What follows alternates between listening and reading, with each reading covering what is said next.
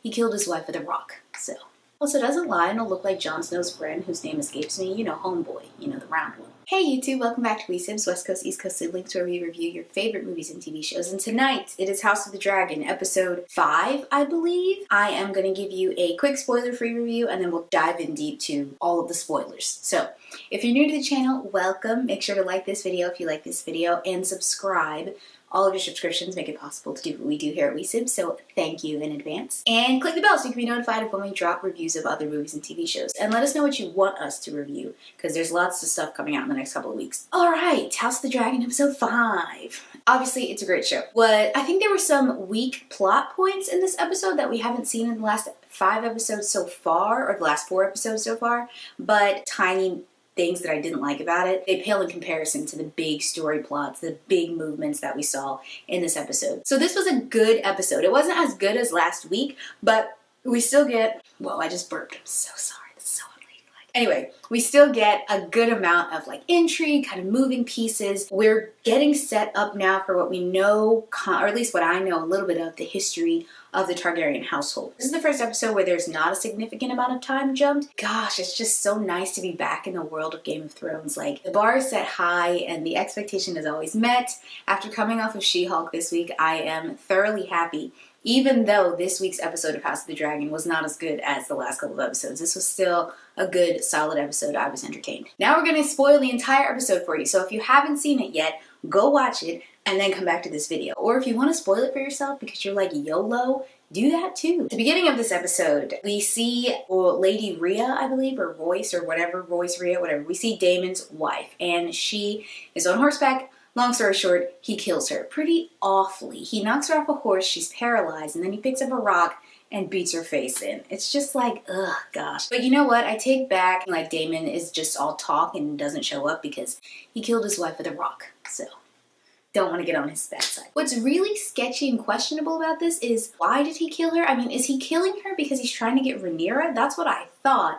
But later on in the episode, he makes a move towards Lady Leah, whoever King Viserys was supposed to marry, but ended up marrying Alicent instead. She's a bit older now. She's probably like 16 or 17. And he makes a move to her, and then we see in previews in the next week, he looks like he marries her. So, not really sure if that was the plan, or if he just went with her because he couldn't get Rhaenyra right off the bat. I don't know. But anyway, that's mostly what's going on with Daemon in this episode. He shows up to the wedding late, unannounced. Nobody knew he was coming. His wife is dead. And since he's killed his wife, but people suspect, but most people are like, oh, sorry, your wife's dead. He now stands to inherit Snakestone, Stonebreaker, Runestone. He stands to inherit Runestone. He has a little spicy interaction with Rhaenyra at the sort of banquet for the wedding. You can see he grabs her neck. There's clearly some weird, like, sexual tension, resentment. He's envious of her, but he also admires her. Like, there's some weirdness going on there, but not as much chemistry as we saw last week. So I'm really, really excited about what looks like is going to happen next week and in the next couple of weeks. Although it looks like Daemon has married my Bob. In this episode, Alicent is finally faced with the fact that Rhaenyra has been lying to her, especially about what happened between her and Daemon. And not only what happened between her and Daemon, but also what happened between her and Sir Crispin. Kristen? I think it's Kristen, and he makes me want to say Crispin, I don't know why. Basically, she confronts Kristen, asking him what happened between Rhaenyra and Daemon. I'm just gonna call him Chris. Chris comes clean and tells her that Rhaenyra slept with him. She's pissed. After having a conversation with her father, who says, listen, you either need to cling to Rhaenyra and pray to God that she has mercy on you and does not kill your son because he challenges her right to the throne, or you need to start making moves and prep that boy to be king and get Rhaenyra out of here. So originally, Alicent is conflicted with this. She's like, oh, she's my friend, I love her. And her dad's like, she don't love you. Which is a good segue into what happens with Rhaenyra in this episode. Rhaenyra is just, every episode, we see more and more of her being a stone-cold fox, man. She has the situation with Kristen. She clearly cares about him, but not that much. You know, she sleeps with him. I don't know how long it's been since the first time they slept together, but basically, he asks her to run away with him, and she says no. And it's almost like, duh, like she's way too power hungry to go running off with some knight. And he's like, well, listen, you ruined me. I broke my vow, I slept with you, like, you're all I have left. And Rhaenyra's like, that sucks because you don't even have me. I'm gonna go marry Selena Gomez. Or Selena? I don't know what the other sea snake's son's name is. I think it's Selena. Or maybe it's Selena. Like Selena. I don't know. Anyway. So yeah, Rhaenyra breaks Chris's heart, and that's what propels him to confess to Alicent. Parallel to that, we have Selena.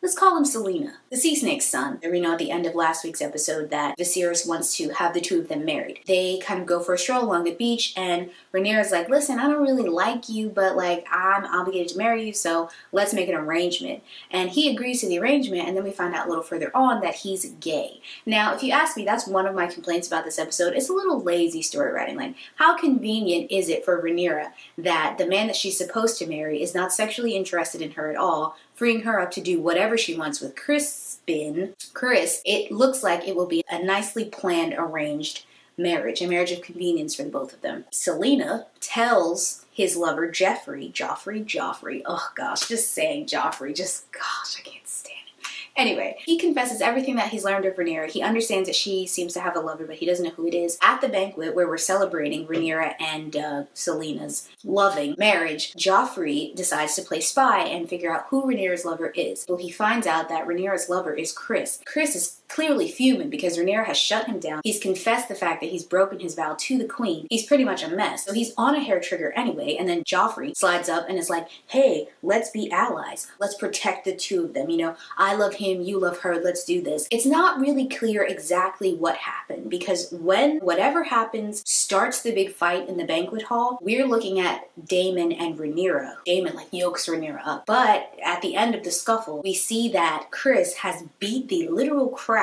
out of Joffrey. He's beaten Joffrey to death, which breaks Selena's heart. And so there's kind of that going on. And then we also still have Viserys, who is just dying. Now his death is inevitable. It's been pretty clear from the beginning.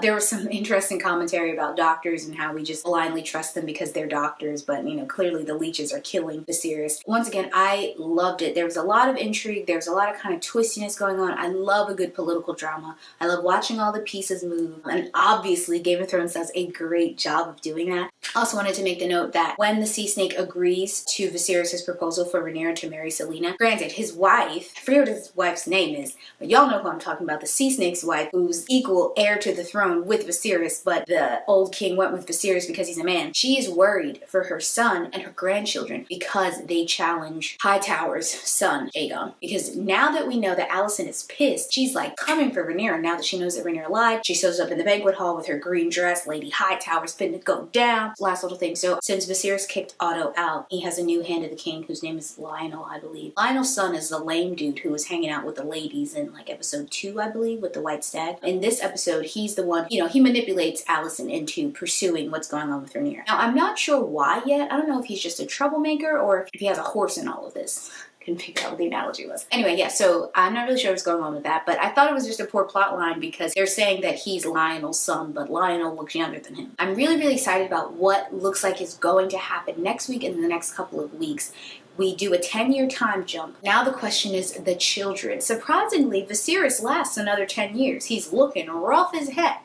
But he's still alive, and if he's still alive, he's still the king. But we finally are getting to see the older version of Rhaenyra, the older version of Alicent. I'm excited to see how these older versions of the characters mesh with the same characters that we've been seeing for the last couple of episodes. People's babies is causing a problem, clearly. Aegon is a little man boy now. Rhaenyra's kids, and the question is, who the heck is their dad? Because we know their dad ain't Selena. Unless, of course, their dad is Selena. But I don't think they are, because it seems like there's a problem with Rhaenyra's children. And none of Rhaenyra's children have white hair, so they must not be Targaryens. I mean, they are Targaryens, but I wonder how that white hair thing goes. Does it come through the father? If it comes through the father, then they were never going to have white hair. Actually, no, Selena has white dreads. I'm not really sure how that's going to go, but let me know in the comments what you think. That's everything I have.